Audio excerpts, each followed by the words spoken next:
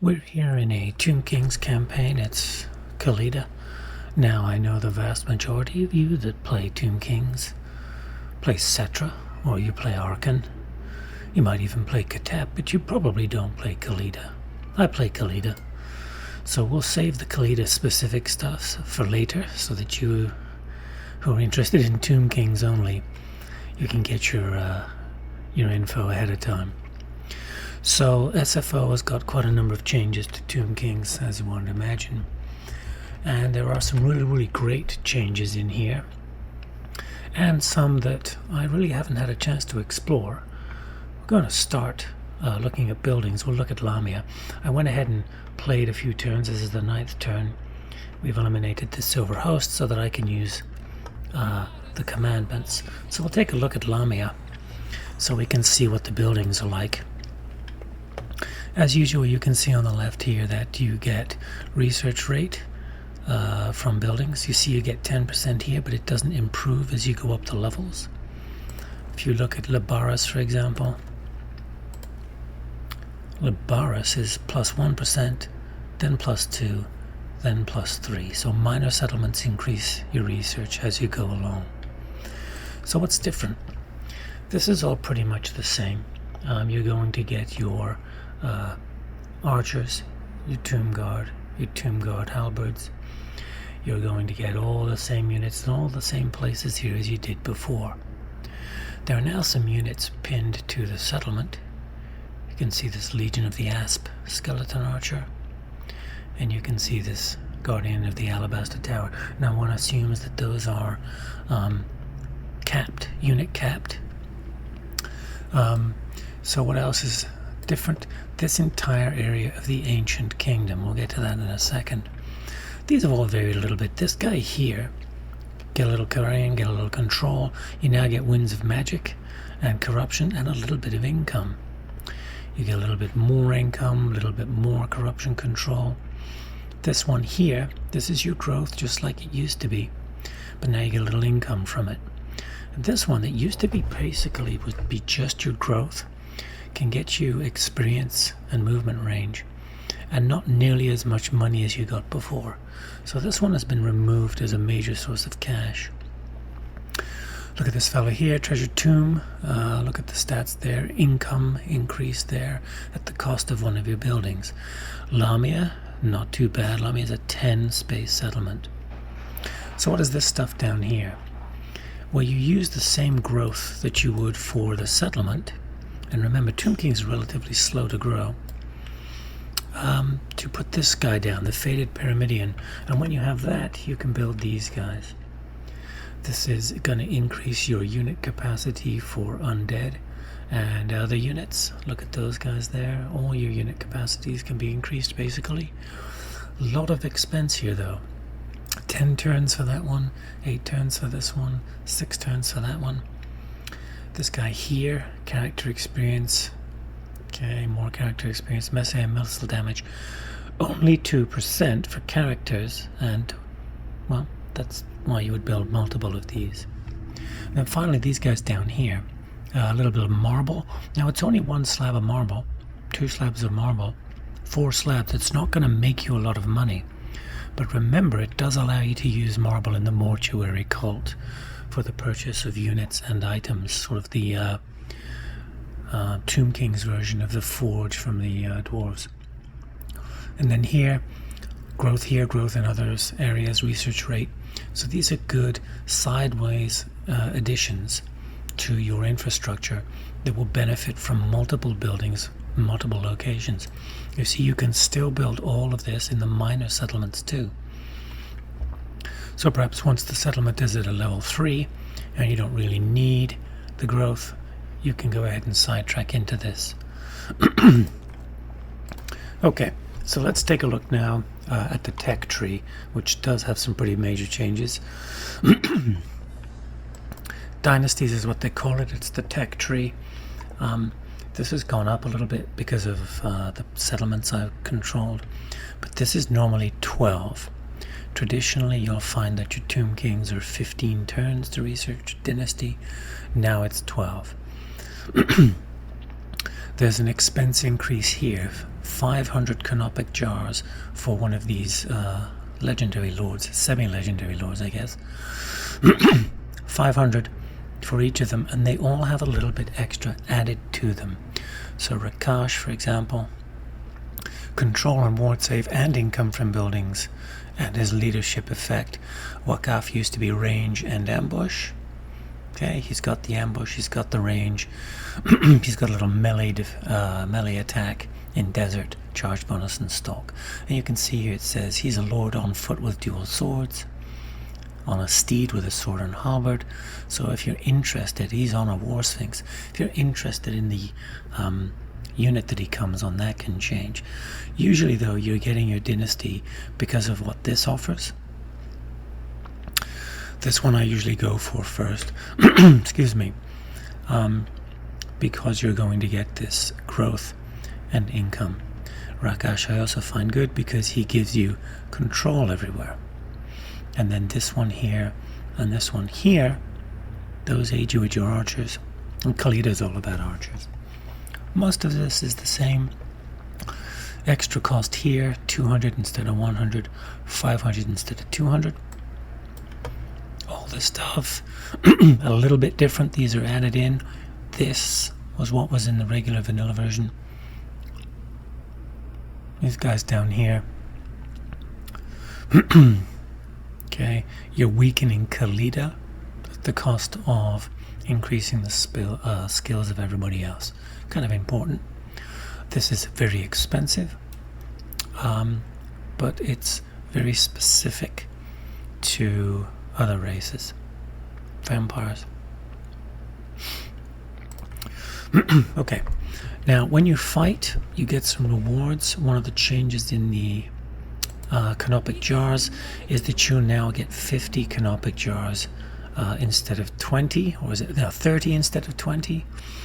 So there's a change in what you get for your combat reward. I don't think it will say in here. So we've taken a look at the buildings, taken a look at the tech. The commandments have changed also. This one here used to be 5 control, now it's 6 control. This one here, I don't believe the growth was 40, I think it was 15 or 20, but it's improved. Down here, ambush success chance and melee defense, so clearly when you're on the defensive. Recruit rank, plague diminishment, I don't know that you'd ever use that one. And then this one here, once you've perhaps grown to full size, turn this on to get your income and get your construction cost. Other than that, most of the units still work the same. I haven't checked the numbers on the Screaming Skull catapults, but their effect on infantry in combat did seem diminished. So I want to say that that's been diminished. The Casket of Souls still seems to be perfectly fine in Thrash's stuff. I'm going to take a look at these heroes too, because there's some major changes there. Don't have an ability to look at the Necrotect because I don't have one. But let's take a look at the tomb prints first. The main changes here are going to be in the skill tree. We've got these 2 skill trees that have been added. They're very nice because they allow you to use those 50 levels you can get now. These are pretty typical. This is a new addition. Okay, if you get this, you get enemy hero, melee attack in the desert, and speed, and that locks out this one. This one is control and magic item drop chance. Now what are these guys? These are relatively minor but far-reaching effects that you can increase by adding more tomb princes. So for example, +5 melee when defending. Okay, this one here, ammunition and armor when under siege, so that's a little specific. This one here, enemy leadership when you're attacking. This one here, leadership and melee defense in your own territory and under siege. So these are all about defending against incursion. Here we've got leadership and melee attack for enemy armies during an ambush, so that's not likely to happen too much. And then the top end of these, you've got melee attack, and here melee defense. This one here, then another line available at level 10. Character experience gain for the Lord. More enemy leadership for enemy characters, not enemy army. So these are relatively weak, I think. So there's stuff that you might spend your points on once you've made your guy a tank, once you have the bonus you're looking for here. But I don't think that these are the kind of thing that are really, oh, I'm going to go down that line. Armor piercing weapon damage +3 when defending for the armor. Only when you're defending, and only in the hero's army. Another big change we're going to see here. We got another couple of lines here. Same thing. These are pretty much going to be small changes, very specific changes. Leadership and fire resistance for priest. I mean, the priest isn't really going to get a lot of fights, I don't think. What does this do? Leadership aura size. So that's good for priest standing with your line of spears. Armor and spell resistance. Again, you should not be getting into a fight as a priest. Aura effect. These are all a little bit extra. I mean, ammunition and missile strength for Casket of Souls and catapults faction wide. That's actually pretty good. Okay, and then this one here, magic stuff. And again here, this guy here, another set of things you can do, very, very small. Now, miscast base chance for characters in the region. Remember, in SFO, there's a miscast for pretty much every spell. See, 25% for that one, 25% for that one, even if you're not overcasting it. A couple of extra skills here. This allows you to summon a unit of skeletons. This one here, an explosion, and they lock each other out. The biggest deal with the priests now is this ability right here. This is the save scum at the beginning of the game ability, as far as I can tell. Those two things at the bottom there, the ability Elixir of Might allows your High Priest to cast a healing spell on anybody within 100 range. Okay, it says base weapon damage and melee attack. It also does healing. It doesn't say there, but it does healing. And then this one here restores up to 30% hit points. That's the potion of healing that the leader you're with gets. So here, if you look under the abilities of Khalida, she's got the potion of healing. Restores 30% hit points. And then if you look at this Tomb Priest here, it doesn't say it, but that actually has healing in it, and you can cast it at a range of about 100 meters. It's not just the weapon damage and the melee attack.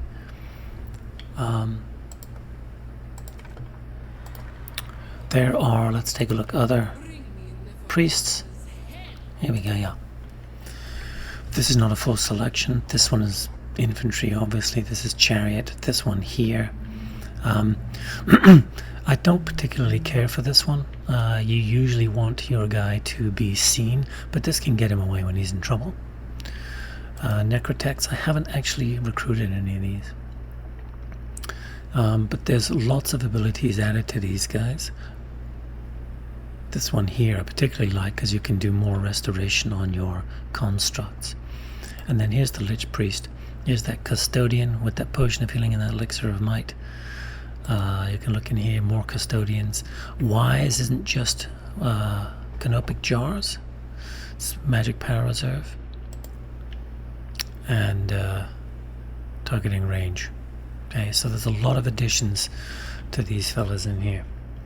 So what do we got about, now that we've done this sort of generic Tomb King stuff, what is it specifically about Khalida? Khalida is the weakest of the legendary lords for the Tomb Kings, I think by far. She's the only one who doesn't have her own magic. But what she does is she's supposed to be a duelist. It actually says that she's a duelist. The problem is that she's not a very good duelist. Here's her abilities. Attrition. Oh no, yeah, where is it? Are we in the wrong person? Let's get out of here. Yeah. Okay, so attrition from early casualties, corruption, poison attacks. This is for the whole army. Oops. That is poison attacks for the whole army. And then this here, charge bonus and snipe in the army. So she can have snipe for her archer units. The problem is that, you know, they got to get hidden in the first place. The faction abilities. Okay, so +1 sepulchral stalker for every major settlement, and then that diplomatic relations with tomb kings used to be diplomatic relations with all factions +10. Now it's been changed to just tomb kings. Ammunition was 20% bonus, now it's 25. And then that vampire hunting missions, that's not really a mission, it's just leveling up. If you look here, where is it? Here it is. So once you reach level 10 with Khalida, you get the first vengeance, the shrieking blade, and the tech points. So not really a mission that you go do, it's something you're going to do anyway. Most of this is the same as it was with some number changes. So this one is now 20, 20, and 20. It used to be 15, 15, and 12. So missile strength increased there. True Blessing of Asaph. Excuse me, that used to be 20, 20, and 25. It is 20, 20, and 20, so that's been weakened a little bit, but it's weapon strength for the whole army when attacking. So now the melee guys get extra. Purified, you've got 2 levels of this. There's the attrition for your units. Then a huge boost to attrition, and Khalida gets regen. This is now 2 levels. Rank 2 and ammunition 10. It used to just be +3 rank and +25 ammunition, but the second level is +4 and +20. So she gives 25% ammunition to start with. There's another 20% there. There's plenty of ammunition to go around. This one, Legionary Barrage, same as it ever was. And then this one here, instead of the old 10 physical resistance and frenzy, for Warrior Queen, 20 physical resistance frenzy, and you get a summon a unit of serpents. Most of the rest of this is the same. Now this is an addition. It's just more units that you couldn't have before. Increase in Ushabti, Tomb Scorpion, Necropolis Knight, so that's pretty good. One step here gets all those units. Unit capacity for moderate units, unit capacity +3 for a bunch of the undead units. She still gets the same 2 rides that she had before. All of this stuff is pretty much the same as it was before. The idea that she would be excuse me, a duelist, if we look in here,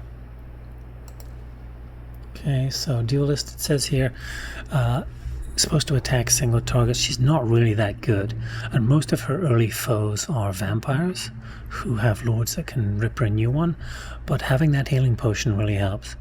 You've also got the poison attack here. This is for the whole army and for her, and she doesn't get knocked over. Her campaign itself, this version of